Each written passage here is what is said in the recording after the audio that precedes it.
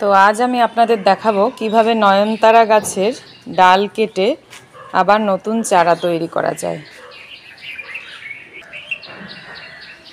এই গাছটি দেখুন তুলে দেওয়া হয়েছে, গাছটি তুলে দেওয়া হয়েছে। আমাদের পাশের বাড়ি পরিষ্কার হচ্ছিল, সেখানে এই গাছটি ছিল আর তারা সেই গাছটি তুলে ফেলেছিল। তো আমি চেয়ে নিলাম। এবার দেখুন কিভাবে আমি ডাল কেটে নতুন চারা তৈরি করব। তার জন্য প্রথমে আমাদের জানতে হবে কাটতে হবে কোন জায়গা থেকে। খুব সাবধানে কাটতে হবে যাতে গাছের কোনো আঘাত সেভাবে যেন আঘাত না লাগে। খুব সতর্কভাবে ঠিক এই জয়েন্টটা থেকেই বেরোবে হচ্ছে শিকড়গুলো। তো সেই কারণে আমরা জয়েন্টটার ঠিক নিচে কাটব আর সতর্কভাবে কাটব। মোবাইলটা এক হাতে ধরে আছি, সেই জন্য একটু অসুবিধা হচ্ছে, তবুও আমি দেখিয়ে দিচ্ছি। দেখুন এই জয়েন্টটার ঠিক নিচের জায়গাটা একবারে কাটতে হবে, বারবার আঘাত করলে গাছের ক্ষতি হবে।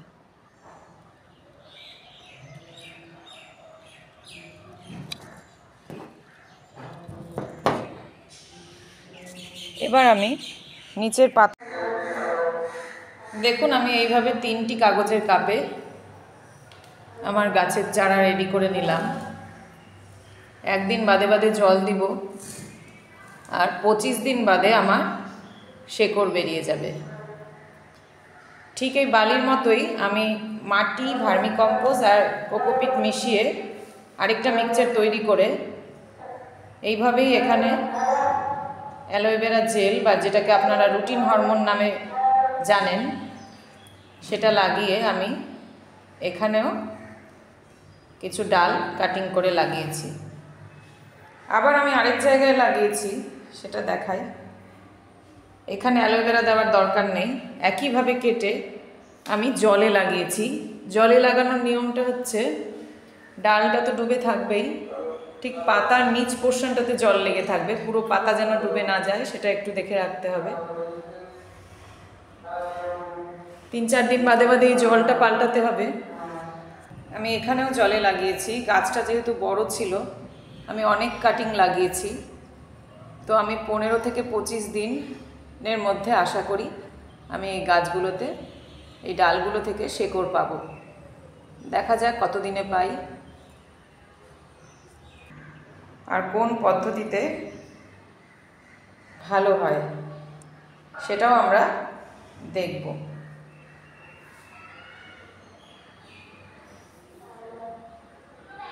নিচের পাতাগুলোকে, এই নিচের দিকে যত পাতা দেখছেন পাতাগুলোকে হাত দিয়ে ছিঁড়ে নেব।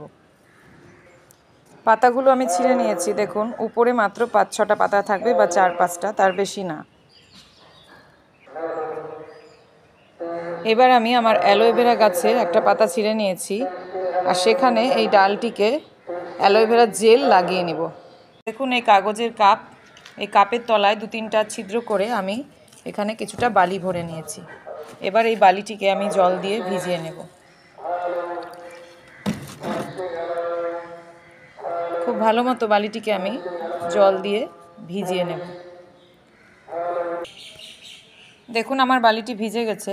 এবার আমি মাঝখানে একটা এইভাবে আঙ্গুল দিয়ে ছিদ্র করে নিলাম। এক্সট্রা জল আমি ফেলে দিচ্ছি।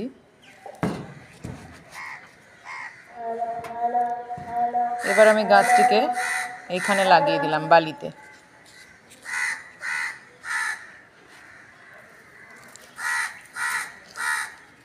ভালো করে চেপে দিলাম। এইখানে জল আমি একদিন বাদে বাদে দেব।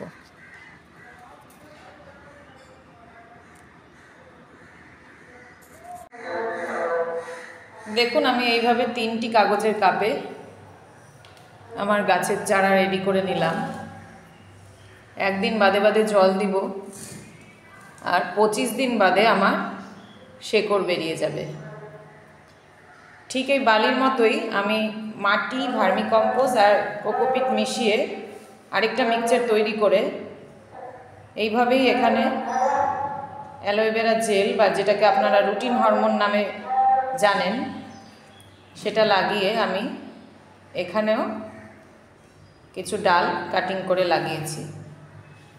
আবার আমি আরেক জায়গায় লাগিয়েছি, সেটা দেখাই।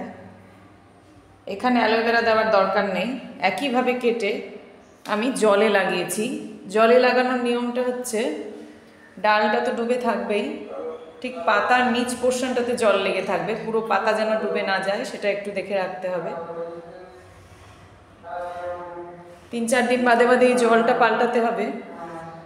আমি এখানেও জলে লাগিয়েছি। গাছটা যেহেতু বড় ছিল, আমি অনেক কাটিং লাগিয়েছি, তো আমি 15 থেকে 25 দিনের মধ্যে আশা করি আমি এই গাছগুলোতে, এই ডালগুলো থেকে শেকড় পাবো।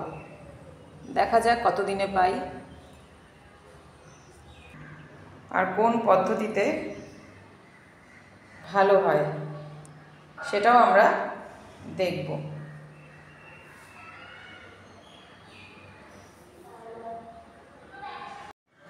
তো আমরা ফিরে আসলাম 15 দিন বাদে।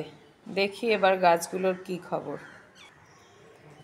এটা আমার ধনেপাতার গাছগুলো, ভালোই হচ্ছে।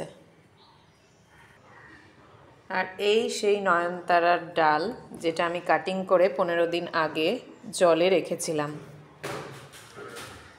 প্রতি 4 দিন পর পর আমি জল পাল্টিয়েছি। এই 4টে ডাল ছিল এই কাপের মধ্যে। এবার আমি দেখি, দেখুন কাছের থেকে ভালো করে দেখাচ্ছি। এই দেখুন, একটা ডাল থেকে 2-1টি শিকড় বেরিয়েছে, আর একটা ডালে শিকড়গুলো বেশ বেশ বড় বড়। দেখুন এই 4টি ডাল আমি ভিজিয়েছিলাম, তার মধ্যে দেখুন এই যে শিকড় দেখা যাচ্ছে। আমি বাইরে বের করে দেখাচ্ছি।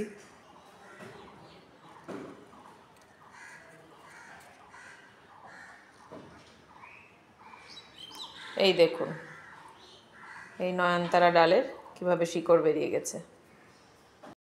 এই কাপে 15 দিন আগে আমি 4টে ডাল ভিজিয়েছিলাম নয়নতারার। দেখুন কাটিংগুলো ভেজানোর পর 15 দিন বাদে আমি 4 দিন বাদে বাদে জল চেঞ্জ করেছিলাম। দেখুন কিভাবে শিকড় বেরিয়ে গেছে। এই যে আমি সামনে থেকে দেখাচ্ছি, এই দেখুন। এবার আমি এটাকে টবে লাগাতে পারি। তাহলে জলে লাগানো ডালটিতে তো আমার শিকড় বেরিয়েছে। দেখুন যেটা মাটিতে বসিয়েছিলাম সেটার খুব একটা ভালো কিছু আমি লক্ষ্য করছি না। পাতাগুলো কেমন নেতিয়ে পড়েছে।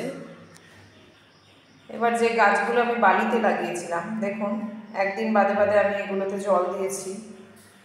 তার মধ্যে একটা ডাল আমি দেখছি এখানে নেতিয়ে পড়েছে, বাকি কিন্তু সব ফ্রেশ লাগছে। তো আমি এখন দেখব এগুলোতে শিকড় বেরিয়েছে কি না। এবার আমি কাপটাকে ছিঁড়ে দেখব।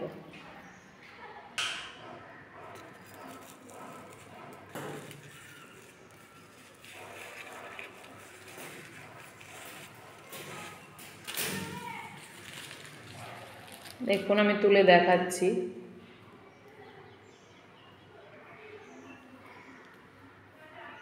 এখানে একটু শিকড় বেরিয়েছে, আমি এটা ভিজিয়ে ধুয়ে ভালো করে দেখাচ্ছি। ডালটাকে এবার আমি ভেজাবো।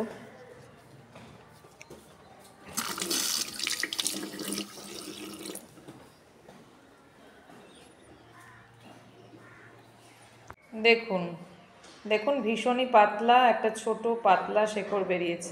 তাহলে দেখা যাচ্ছে যে মাটি বা বালি থেকে জলের মধ্যেই এই নয়নতারা গাছের ডাল কাটিংটা বেশ ভালো গ্রো করে। তাহলে আপনারা এভাবেই নয়নতারা গাছের ডাল কেটে জলে বেশ শিকড় তৈরি করার পর মাটিতে সেটাকে রোপণ করতে পারবেন। ধন্যবাদ।